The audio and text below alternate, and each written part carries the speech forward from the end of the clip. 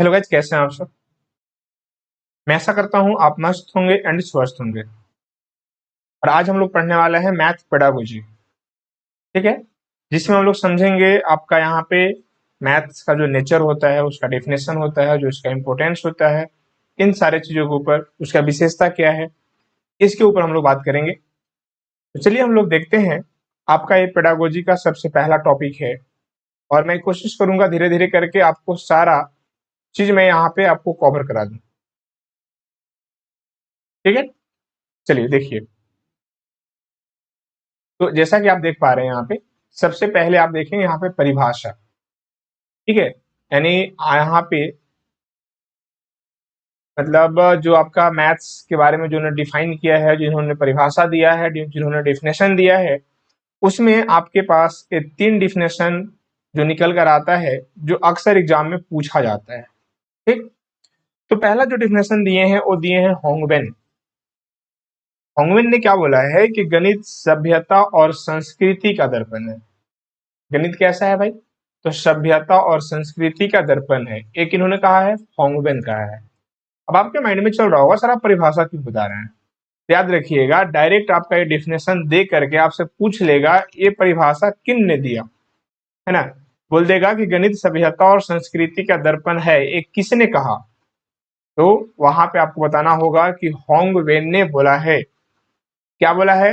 गणित सभ्यता और संस्कृति का दर्पण है। क्लियर? चलिए next. Sorry guys.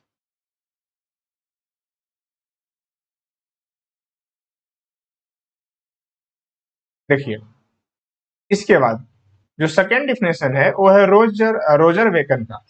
Roger woken ने क्या बोला भाई? तो रोजर वेकन ने लिखा है कि गणित सभी विषयों का द्वार एवं कुंजी है। गणित सॉरी, गणित सभी विज्ञानों का द्वार एवं कुंजी है। जितने भी विज्ञान है ना, वो सभी विज्ञान का कुंजी कह सकते हैं मैथ को। ये बात किसने कहा है? तो रोजर वेकन ने कहा है। क्लियर?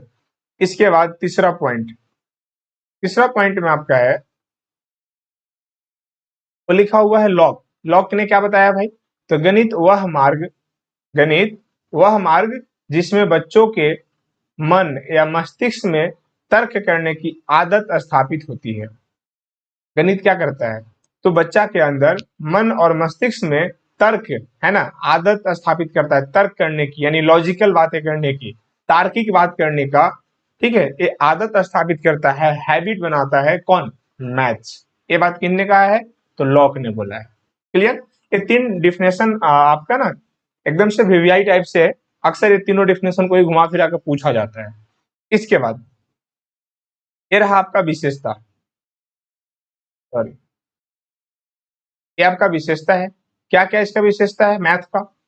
ठीक है, मैथ में क्या क्या विशेषता है? तो पहला ये अमूर्त है। क्या है भाई? अमूर्त, अब्स्ट्रैक्ट है। दूसरा ये तार्किक है, लॉजिकल है मैथ्स। मैथ कैसा सब्जेक्ट है?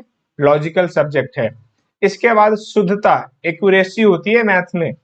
इसके बाद है मौलिकता, यानी नॉवेलिटी। ये सर नॉवेलिटी क्या है? तो इसमें नए नए चीज हमेशा जो है ना, नया नया चीज ऐड जो होता है, ये हो मैथ का कहानी। मैथ में हमेशा ना आपको नया नया वैरायटी, नया नया चीज, नए नए थ्योरी आपको क्या होते रहता है, देखने को आपको मिलेगा।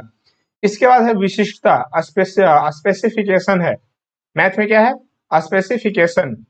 और क्या है भाई इसका? तो और है यथार्थता, रियलिटी। और इसके साथ साथ है परिणामों की निश्चितता। ठीक है, जो भी रिजल्ट यहाँ पे है, परिणामों की निश्चितता है यहाँ पे। इसके बाद है संख्यात्मक निष्कर्ष, क्वांटिटेटिव रिजल्ट्स है। वैश्विक विषय, ग्लोबल सब्जेक्ट है। जो मैथ है ना, वो पूरे विश्व में पढ़ाया जाता है। क्लियर? इसके बाद है गतिशील एवं बौद्धिकता उद्यम, यानी डायनेमिक एंड कॉग्निटिव एक्सरसाइज। ये है इसकी विशेषता।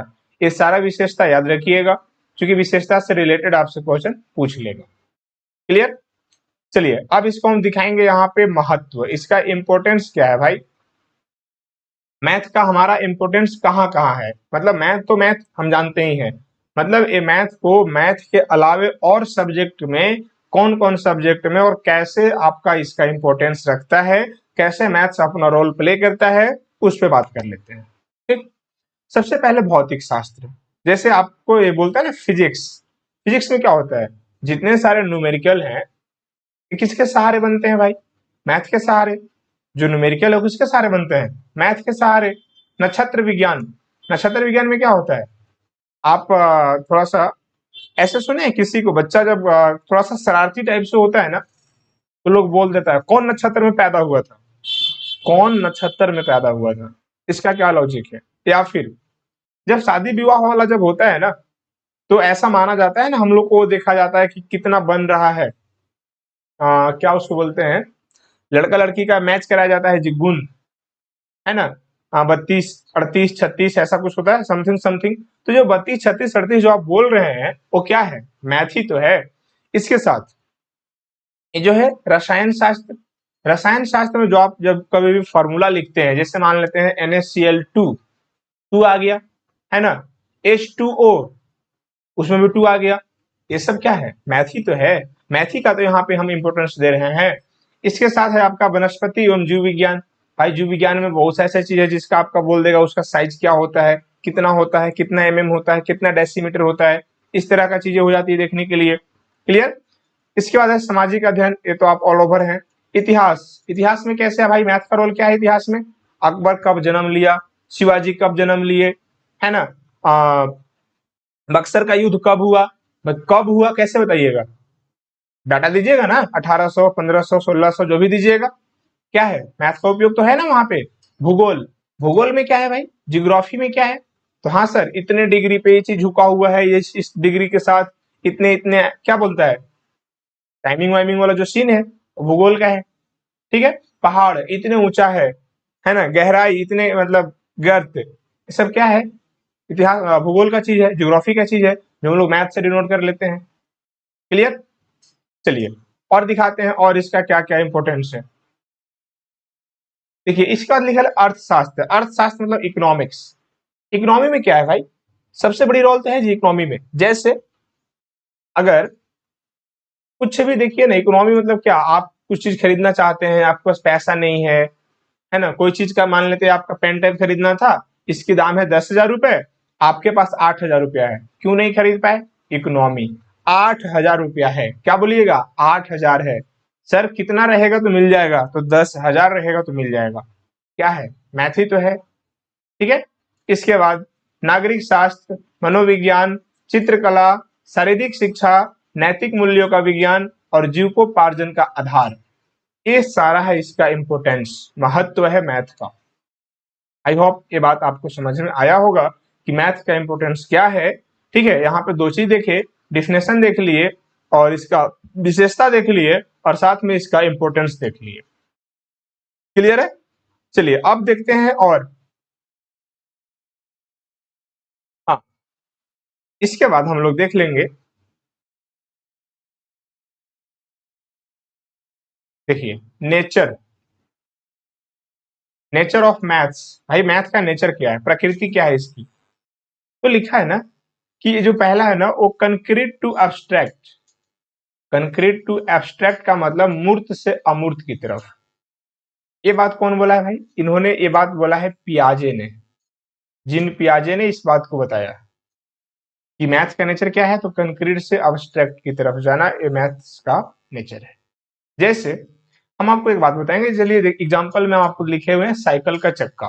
साइकिल का चक्का का क्या अर्थ है यहाँ पे, आप मान लेते हैं किसी बच्चा को सर्कल के बारे में बताना चाहते हैं, ठीक, तो कोई बात नहीं, आप सर्कल बताइए, तो सर्कल बताने से पहले उस बच्चा को साइकिल का चक्का दिखा दीजिए। साइकिल का चक्का को दिखाकर बोलिए यही ब्रीथ है, या फिर उस बच्चा को रोटी दे दीजिए, रोटी दिखा दीजिए, वो क्या है, बोलिए यही ब्रीथ है। ठीक, साइकिल में जो स्पोक लगा रहता है ना, स्पोक, उस स्पोक को आप उसका तुलना करा दीजिए किसके साथ, त्रिज्या के साथ। ठीक है, तो इस तरह से, या फिर साइकिल चक्का के बगल में लिखे हैं फ्रैक्शन। फ्रैक्शन का क्या मतलब है, जैसे कोई आपके घर में, चाहे आपको या हम है कोई भी है, हम लोग क्या बोलते हैं जब हम लोग खाना खाते हैं, 2 रोटी देना, या फिर फ्रैक्शन का मतलब 2 रोटी से नहीं बना, हम बोलते हैं कभी कभी आधा देना। ठीक है, क्या बोलते हैं, आधा, और उतना ही नहीं, आधा बोलते तो भी ठीक था। जब हम लोग बच्चा थे ना, तो अगर इतनी सारी, मतलब ऐसा लगता था ना कि थोड़ा सा और हमारे पेट में जगह खाली बचा हुआ है, उसको भरनी है, राइट। तो हम लोग क्या बोलते थे मम्मी लोग को कि आधा के आधा देना, मतलब आधा के आधा देना। वैसे स्थिति में ना थाप ही लगता था हम लोग को। आधा के आधा मतलब एक चौथाई मांगते थे, तो क्या है, फ्रैक्शन है। तो आप कहाँ ले जा रहे हैं, तो मूर्त चीजों से अमूर्त चीजों की तरफ ले जा रहे हैं। मतलब साइकिल दिखाकर वृद्ध समझाने की कोशिश कर रहे हैं, रोटी दिखाकर वृद्ध समझाने की कोशिश कर रहे हैं, है ना। वो बच्चा आपसे आधा रोटी मांग रहा है, उस आधा रोटी का मतलब 1/2 लिखकर आप उसको फ्रैक्शन समझाना चाह रहे हैं। अब तुम आधा मांग रहे हो, है ना। 1/4, यानी आप ये बोलना चाह रहा है बच्चा कि मम्मी आधा के भी आधा दो। तो आप आधा के भी आधा मतलब 1/4, आप ये चीज सिखाना चाह रहे हैं। इसी को बोला जाता है मूर्त से अमूर्त की तरफ। ठीक है, मतलब दैनिक जीवन का चीजों को दिखाकर एक विशेष चीज की तरफ मूव कराना।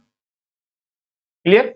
अब जो सेकंड इसका पॉइंट है वो लिखा हुआ है आपका पार्टिकुलर टू जनरल, विशिष्ट से सामान्यीकरण। इसी को बोला जाता है आगमन विधि। इसी को और किस नाम से हम लोग जानते हैं, आगमन विधि, हम इसी को बोलते हैं। कौन सा विधि, आगमन विधि। इसका क्या रोल है भाई, समझिए। जैसे आपको यहाँ पे कैसे समझना है, जैसे मान लेते हैं हमें किसी बच्चा को त्रिभुज समझाना है। क्या समझाना है, त्रिभुज समझाना है। तो सर त्रिभुज में क्या है कि पहले वहां पे ना हम ढेर सारे त्रिभुज बना देंगे। ढेर सारे त्रिभुज कैसे बना देंगे, आइए दिखाते हैं। ढेर सारे हम त्रिभुज ऐसे बनाएंगे, जैसे एक तो आपका हो जाएगा समबाहु त्रिभुज, एक हो जाएगा सम द्विबाहु त्रिभुज, एक हो जाएगा समकोण त्रिभुज। ठीक है, ये हो गया आपका समकोण त्रिभुज, ये हो गया सम बाहु, ये हो गया सम द्विबाहु, है ना। इसके साथ साथ ये हो गया आपका अधिक कोण त्रिभुज। ये क्या हो गया, अधिक कोण त्रिभुज। तो ऐसे ऐसे चीजों को दिखा करके हमने ढेर सारा यहाँ त्रिभुज दिखा दिया। अलग अलग तरह का चीज था, लेकिन ये अलग अलग चीजों को फाइनली हम क्या समझाना चाह रहे हैं, त्रिभुज समझाना चाह रहे हैं। मतलब ढेर सारे चीजों से लेकर ढेर सारे चीजों को दिखाकर फाइनली हम उसको त्रिभुज समझाना चाह रहे थे, राइट।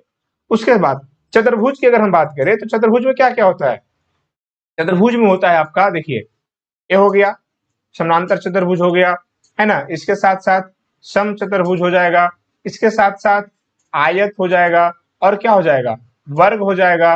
तो ये अलग अलग डायग्राम दिखा के हम क्या दिखाना चाह रहे हैं, हम फाइनली समझाना क्या चाह रहे हैं, तो हम समझाना चाह रहे हैं चतुर्भुज, यानी विशिष्ट से सामान्यीकरण की तरफ। क्लियर। अब जो तीसरा पॉइंट है ना वो और मजेदार है। तीसरा जो पॉइंट है वो क्रमबद्धता। क्रमबद्धता मतलब सीक्वेंस वाइज, है ना, सीक्वेंस वाइज। सर कैसे, जैसे एक एग्जांपल बताइए, हम थोड़ा सा हट के एग्जांपल ले रहे हैं। जैसे कोई बच्चा है, वो बच्चा क्या करता है, सबसे पहले ना वो गुणरता है ना, पेट पे होकर गुणरता है। फिर बच्चा धीरे धीरे धीरे धीरे ना ज्यादा खिसकना शुरू होता है, फिर धीरे धीरे वो खड़ा होगा, तब वो चलना शुरू करेगा, फिर वो दौड़ना शुरू करेगा। ये क्या है, क्रमबद्धता है।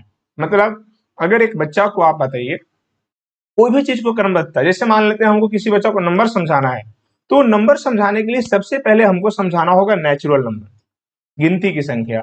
अच्छा बताइए, नेचुरल नंबर में अगर हम 0 शामिल कर दें तो क्या हो जाएगा, होल नंबर। क्या हो जाएगा, होल नंबर। मतलब पहले तो नेचुरल पता होना चाहिए, 0 ऐड कर देंगे तो नेचुरल वो क्या हो जाएगा, फिर होल नंबर हो जाएगा। अच्छा, फिर क्या होगा कि जब हम क्या करेंगे वहां पे कि नेगेटिव गिनती को भी शामिल कर लेंगे तो क्या बोलिएगा, फिर पूर्णांक बोलिएगा। मतलब नेगेटिव गिनती और पॉजिटिव गिनती ये सारा चीज मिलकर क्या हो जाता है, पूर्णांक हो जाता है, राइट। तो मतलब एक किसी भी चीज को सीक्वेंस में आगे बढ़ना, मतलब आप ऐसे समझिए कि जब तक पीछे वाला चीज को आप ना जानेंगे, आगे वाला चीज को आपका इनकम्प्लीट है, उसको आप कंप्लीट नहीं कर सकिएगा।